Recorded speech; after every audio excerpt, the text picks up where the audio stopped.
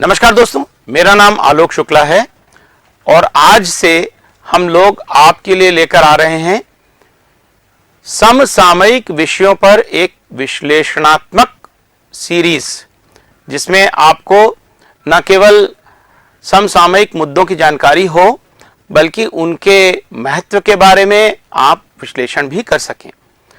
आज का जो सबसे बड़ा महत्वपूर्ण मुद्दा आप सोशल मीडिया पर और मेन स्ट्रीम मीडिया पर, अखबारों में, टीवी चैनलों पर लगातार देख रहे होंगे, वो भारत और मालदीव के रिश्तों के बारे में है। लगातार हम लोग देख रहे हैं कि मालदीव के बारे में बहुत सारी बातें चल रही हैं। दरअसल ये सब शुरू हुआ जब मालदीव के 3 जूनियर मिनिस्टर्स ने भारत के प्रधानमंत्री जी के संबंध में आपत्तिजनक टिप्पणियां की। प्रधानमंत्री जी लक्षद्वीप की यात्रा पर गए थे। उन्होंने लक्षद्वीप के पर्यटन को बढ़ावा देने की बात कही। मालदीव के बारे में उन्होंने कुछ नहीं कहा, लेकिन उसके बाद से मालदीव से लगातार भारत विरोधी सुर निकलना प्रारंभ हो गए। भारत ने फिर सोशल मीडिया पर मालदीव के विरुद्ध एक जंग सी छेड़ दी। फिल्म स्टार्स ने, सोशल मीडिया सेलिब्रिटीज ने, दूसरे लोगों ने मालदीव के पर्यटन का विरोध करना शुरू कर दिया। अखबार और टीवी चैनलों पर मालदीव के पर्यटन के बायकॉट करने की अपीलें आने लगी।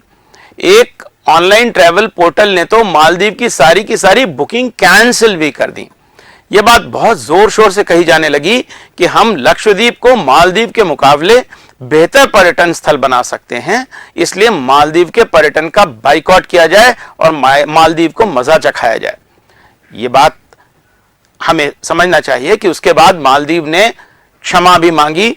जो मंत्री थे जिन्होंने कि माननीय प्रधानमंत्री जी के बारे में कुछ बातें कही थी, उनको निलंबित भी कर दिया है मालदीव की सरकार ने, और सरकारी रूप से कहा गया है कि जो कुछ उन्होंने कहा था वो उनका व्यक्तिगत कहना था। मालदीव की सरकार इससे सहमत नहीं है। लेकिन ये जो मालदीव और भारत के रिश्ते हैं, उनमें कुछ न कुछ खटाश इससे जरूर पैदा हुई है। तो हमको इन रिश्तों के बारे में थोड़ा सा समझ अपनी विकसित करने की जरूरत है, क्योंकि मालदीव हमारा बहुत महत्वपूर्ण पड़ोसी देश है और मालदीव के साथ हमको कैसे रिश्ते रखने की आवश्यकता है, इस पर हम थोड़ा सा जानते समझते हैं। लेकिन इस पर समझने के पहले हम लोग ये जानने की कोशिश करें कि क्या वास्तव में लक्षद्वीप मालदीव को पर्यटन के क्षेत्र में भी टक्कर देने की स्थिति में है या नहीं। सच तो यह है कि आज लक्षद्वीप में पर्यटन की अधोसंरचनाएं मालदीव की तुलना में नगण्य हैं। मालदीव में काफी बड़ा एक एयरपोर्ट है जिस पर बड़े बड़े हवाई जहाज लैंड करते हैं। लक्षद्वीप में एक छोटी सी एयर स्ट्रिप है जिस पे केवल छोटे छोटे हवाई जहाज लैंड करते हैं और कोचीन से सप्ताह में 6 उड़ानें जाती हैं। मालदीव के हवाई अड्डे पर अंतरराष्ट्रीय उड़ानें लगभग विश्व के सभी बड़े देशों से आती हैं। लक्षद्वीप में अच्छे होटल है नहीं और मालदीव में सभी बजट के होटल, 5 स्टार होटल से लेकर छोटे होटल बहुत बड़ी संख्या में है। लक्षद्वीप में 36 द्वीप हैं, जिनमें से केवल 6 ही द्वीप बसे हुए हैं और अधिकांश द्वीपों में आना जाना काफी कठिन है और एक दूसरे से काफी दूरी पर भी हैं। मालदीव में सभी द्वीप आपस में एक तो बहुत दूर नहीं है, दूसरा स्पीड बोट और सी प्लेन इनके बड़े से नेटवर्क से लगातार जुड़े हुए भी हैं। लक्षद्वीप में प्रवेश करने के लिए वहां पर 15 दिन पहले लक्षद्वीप प्रशासन से एक एंट्री परमिट लेने की आवश्यकता होती है। 15 दिन पहले आवेदन करते हैं और जब आपको एंट्री परमिट मिलेगा तभी आप लक्षद्वीप जा सकते हैं। ध्यान रखिएगा, भारतीय नागरिकों के लिए भी आवश्यक है, केवल विदेशियों के लिए नहीं। जबकि मालदीव में वीजा ऑन अराइवल की सुविधा है, मतलब किसी भी देश का व्यक्ति मालदीव के एयरपोर्ट पर उतरेगा, उसको तुरंत वीजा मिल जाएगा और वो मालदीव घूमने जा सकता है। लक्षद्वीप में पीने के पानी की बहुत कमी है।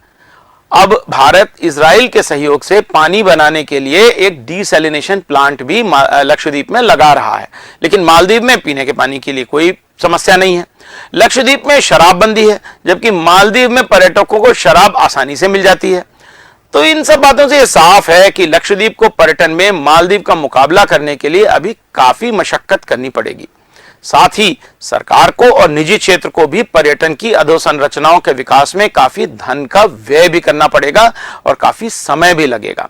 साथ ही सरकार को पर्यटकों के लिए नियमों में भी कुछ न कुछ संशोधन परिवर्तन करने पड़ेंगे, जिससे पर्यटक आसानी से लक्षद्वीप जा सकें। तो इतने से आप समझ गए होंगे कि सोशल मीडिया में लक्षद्वीप की प्रशंसा करने मात्र से वहां पर पर्यटन बढ़ेगा नहीं। इसमें कोई शक नहीं है कि लक्षद्वीप में पर्यटन बढ़ाने की अपार संभावनाएं हैं, परंतु इसके लिए भारत सरकार की तरफ से और पर्यटन उद्योग के लिए भी बहुत बड़े बड़े प्रयास करने की आवश्यकता है। आइए ये भी समझते हैं कि भारत अगर मालदीव के पर्यटन का बाइकआउट कर देता है तो उससे मालदीव के पर्यटन को कितना नुकसान होगा।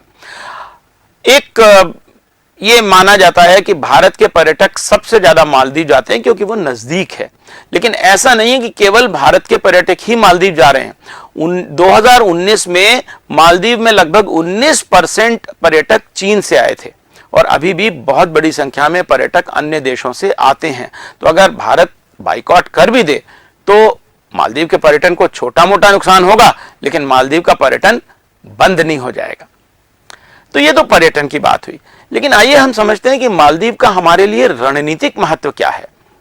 अधिकांश भारतीय मालदीव को केवल एक पर्यटन स्थल के रूप में ही जानते हैं, लेकिन मालदीव भारत के लिए बहुत महत्वपूर्ण रणनीतिक महत्व का है। हिंद महासागर में चीन की महत्वाकांक्षा से तो सभी परिचित हैं। मालदीव हिंद महासागर में 300 वर्ग किलोमीटर के क्षेत्र में फैला हुआ है। वहां पर एक बड़ी मजेदार चीज यह है कि 960 किलोमीटर लंबी एक सबमरीन रिज है, मतलब समुद्र के अंदर एक दीवार सी बनी हुई है जो हिंद महासागर के बिल्कुल बीचों बीच में है, और उस दीवार के कारण, उस रिज के कारण जहाज एक दिशा से दूसरी दिशा में आसानी से नहीं जा सकते। इस दीवार के बीच में केवल 2 ही रास्ते हैं जिनसे जहाज आना जाना कर सकते हैं, और इनको सी लेन्स ऑफ कम्युनिकेशन या SLOC कहते हैं।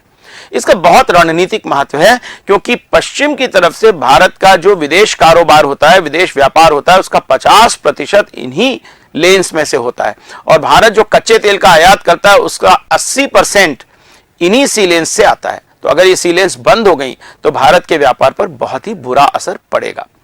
भारत और चीन दोनों ही मालदीव पर अपना प्रभाव रखना चाहते हैं, लेकिन चीन लगातार मालदीव में अपना प्रभाव बढ़ाने का प्रयास कर रहा है। पूर्व में मालदीव की विदेश नीति भारत के समर्थन की रही है, लेकिन वर्ष 2013 में जब अब्दुल गयूम राष्ट्रपति बने तो उसके बाद से मालदीव में लगातार भारत विरोधी वातावरण बनता जा रहा है। वर्ष 2014 में मालदीव ने चीन की समुद्री रेशम रोड या मैरीटाइम सिल्क रोड परियोजना को स्वीकार कर लिया था, और वर्ष 2017 में चीन के साथ एक मुक्त व्यापार समझौता भी मालदीव ने किया है। इसके बाद से मालदीव में चीन लगातार अपना निवेश बढ़ाता जा रहा है और मालदीव पर चीन के कर्जे का बोझ लगातार बढ़ता जा रहा है। कुछ ऐसा ही चीन ने श्रीलंका के साथ भी किया था, जिसका परिणाम हम सबने देखा है। तो चीन मालदीव पर अपना वर्चस्व कायम करने की कोशिश लगातार कर रहा है, यह हमें समझना होगा, और हमको यह भी जानना होगा कि हिंद महासागर में चीन और भारत के बीच में आपस में काफी ज्यादा कॉन्फ्लिक्ट की गुंजाइश इस समय बनी हुई है।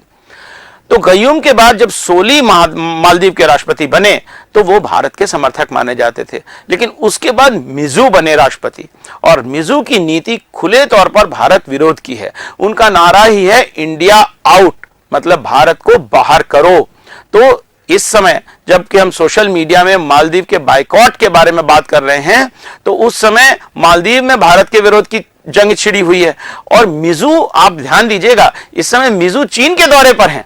जहां एक तरफ हम मालदीव का बाइकआउट कर रहे हैं, वह मालदीव भी हमें बाहर का रास्ता दिखाने के लिए लगा हुआ है। हमको यह ध्यान रखना पड़ेगा कि अंतरराष्ट्रीय कूटनीति में मित्र और शत्रु भावनाओं से नहीं बनते, लेकिन राजनीतिक और रणनीतिक आवश्यकताओं के चलते बनाए जाते हैं।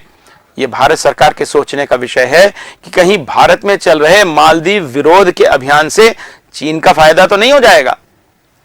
आइए हम सब लोग सोचें, और आपको क्या लगा, आपका अपना फीडबैक हमको जरूर भेजिएगा सिर्फ ग्रैंड न्यूज चैनल पर, और हम लोग प्रयास करेंगे कि आपको लगातार हम लोग समसामयिक विषयों के संबंध में इसी तरह के कार्यक्रम दिखाते रहें। बहुत बहुत धन्यवाद। नमस्कार।